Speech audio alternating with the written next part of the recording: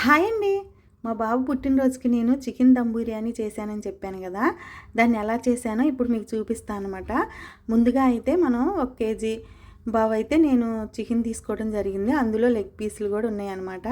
ముందుగా అయితే మనం కొంచెం ముక్కలనేవి బిర్యానీకి సరిపోయేటట్లుగా కొద్దిగా పెద్ద సైజు ముక్కలైతే అటు పెద్దవి కాకుండా అటు చిన్నవి కాకుండా అన్నట్లుగా కొంచెం మీడియంలో అయితే తీసుకోవాలండి. దీన్ని ఫస్ట్‌గా మనం ఇవన్నీ వేసి కలిపి పెట్టుకోవాలన్నమాట. మన రెస్టారెంట్ స్టైల్లో చక్కగా ఎక్కువ మసాలాలు ఏమీ పడుకోకుండా చక్కగా ఇంట్లో నీట్గా మనం ఇలా టేస్టీగా తయారు చేసుకుంటే చాలా బాగుంటుందన్నమాట. కల్లుప్పు ఉపయోగించండి సాధ్యమైనంత వరకు. నేను పసుపు వేసాను, తర్వాత ఏమో కారం వేసుకున్నానండి. పచ్చికారం ఉంటుంది కదా, ఆ పచ్చికారమే వేయండి. కారం వేసుకున్న తర్వాత అంటే ఇవన్నీ కలిపి పెట్టుకుని ఒక గంట సేపు అయినా సరే వీటిని మనం అట్లా ఉంచుకోవాలన్నమాట, ఫ్రిడ్జ్లో కానీ బయట కానీ. ఇది కస్తూరి మేతి అంటారు కదా, అదనమాట. అది వేసుకుంటే కూడా టేస్ట్ బాగుంటుందని చెప్పేసి ఇది కూడా కొంచెం వేసాను. దీని పేరేంటో తెలియదండి, బిర్యానీ దినుసుల్లో వస్తుంది. ఇది కూడా ఏందో ఒక ఆకు ఎండిపోయినట్లుగానే ఉంటుంది నాకు. దాని పేరేంటో తెలియదు, అందుకే నేను చెప్పడం జరగట్లేదు. తర్వాత పొడి మసాలా, ముందు ఉప్పు, పసుపు, కారం, తర్వాత పొడి మసాలా, కస్తూరి మేతి, తర్వాత అల్లం పేస్టు, ఇది చూపిస్తున్నాను అనమాట.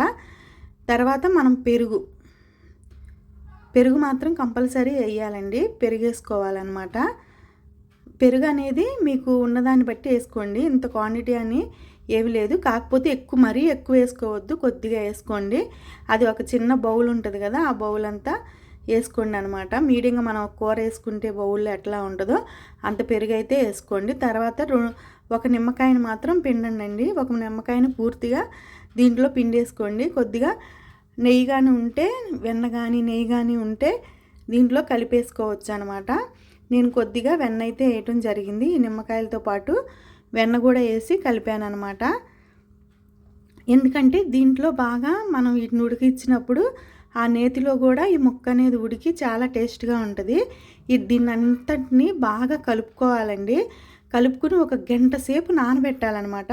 ఫ్రిడ్జ్లో పెట్టకపోయినా పర్వాలేదు, బయట అయినా సరే ఒక గంట సేపు దీన్ని కలిపి పక్కన పెట్టుకున్నాం అనుకోండి, ముక్కకి ఉప్పు, కారం అట్లాగే అంత మసాలా అంతా ఆ ముక్కకు పట్టి బిర్యానీ అనేది చాలా బాగా వస్తుంది. కానీ నేను దీన్ని రైస్ కుక్కర్లో ఎట్లా వేసి వండాలా అని చెప్పేసి మీకైతే నేను చూపించడం జరిగిందండి. ఇలా కనుక చేసుకున్నారు అంటే మనకు బయట బిర్యానీ రెస్టారెంట్లో ఎలా ఉంటుందో అదే టేస్ట్ మీరు కలిగి ఉంటారండి. ఎందుకంటే పదే పదే బయటికి వెళ్ళి తినాలన్నా తెచ్చుకోవాలన్నా కుదరదు కదా. ఇలా ఇంట్లో ఈజీగా సింపుల్గా మనం ఇలా చేసుకున్నాం అనుకోండి, అసలు మీరు ఒక్కసారి కనుక దీన్ని ఇంట్లో చేసుకోవడం మొదలు పెడితే ఇంక ఇంట్లోనే పద్దాగా చేసుకుంటారు. దీన్ని అయితే ఇట్లా బాగా ముక్క అంతా పట్టేటట్లు బాగా కలుపుకుని అయితే పక్కన పెట్టుకోవాలి ఒక గంట సేపు. ఇది ఒక గంట సేపు నానిన తర్వాత నేనైతే ఫ్రిడ్జ్లో పెట్టినా పర్లా, బయట పెట్టినా పర్వాలా, మీకు ఇష్టం అనమాట. ఫ్రిడ్జ్లో పట్టదు అనుకుంటే బయట అయినా పెట్టుకోవచ్చు. ఇంకా దీనిపైన మూత పెట్టేసి నేనైతే దీన్ని ఒక గంట సేపు పక్కకు పెట్టేసుకున్నానండి.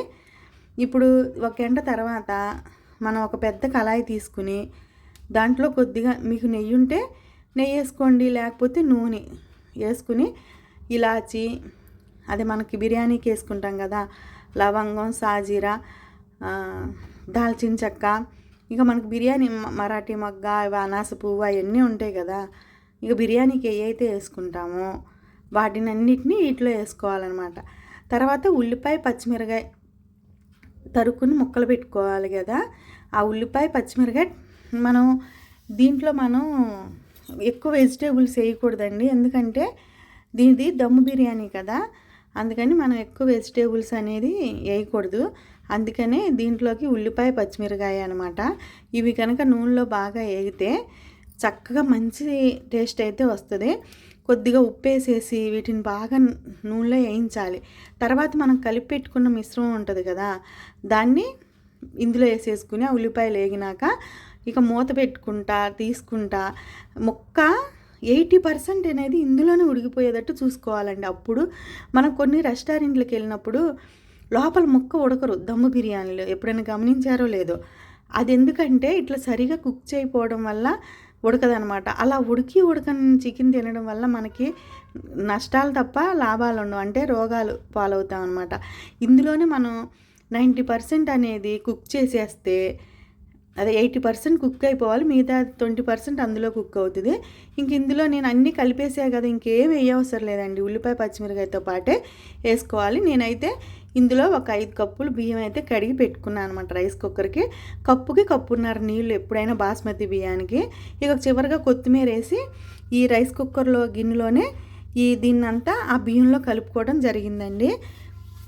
చక్కగా పొడి పొడిలాడుతూ వస్తుంది. నేను ఎప్పుడు ఈ రైస్ కుక్కర్లోనే వండుతాను అనమాట. విడిగా కూడా ఇలాగే వచ్చిద్దండి. మనం కనుక కప్పుకి ఇప్పుడు గ్లాసు బాస్మతి బియ్యం తీసుకున్నాం అనుకోండి, గ్లాసున్నర నీళ్ళు పోసుకోవాలి. మనం ఒక అరగంట ముందే ఆ బియ్యాన్ని నానబెట్టుకున్నాం అనుకోండి, చక్కగా ఇట్లా పొడి పొడిగా ఎంతో టేస్టీ అయినా మీకు చికెన్ బిర్యానీ అయితే రెడీ అయిపోద్దండి. ముక్క కూడా చూసారుగా ఎంత బాగా ఉడికిందో. ఇలా కనుక మీరు ట్రై చేసుకుని ఇంట్లో తింటే చాలా బాగుంటుంది. టేస్ట్ కూడా అదిరిపోద్ది. నచ్చితే లైక్ చేయండి, షేర్ చేయండి.